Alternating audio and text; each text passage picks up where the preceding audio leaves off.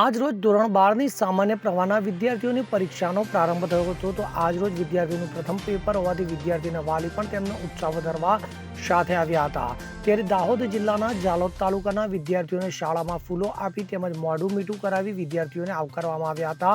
તો સાથે સાથે વિદ્યાર્થીઓ ભૂલથી પણ ચોરી કરવાના ઈરાદે કોઈ સાહિત્ય સાથે લાવેલ હોય તો તે માટે કાપલી પેટી મૂકવામાં આવી હતી, જેથી વિદ્યાર્થીઓ તેમાં નાખી દે. ત્યારે આજરોજ ધોરણ 12ની સામાન્ય પ્રવાહની HSC પરીક્ષામાં જાલોદ તાલુકાના કુલ 5 કેન્દ્રો 5 બિલ્ડિંગમાં પરીક્ષા યોજાનાર છે.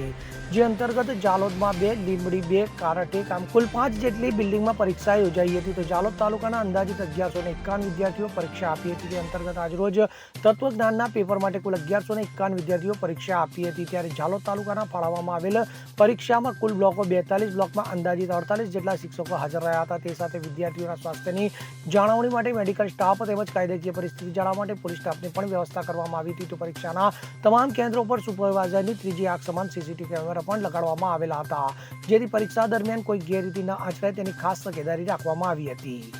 અવસર અડ સાથે CN24 ન્યૂઝ જાલોદ. હવે જુઓ દેશ દુનિયાની તમામ ખબરો તમારી આંગળીના ટેરવે. ઉઠાવો મોબાઈલ અને Google Play Store પરથી ડાઉનલોડ કરો અમારી CN24 ન્યૂઝ મોબાઈલ એપ.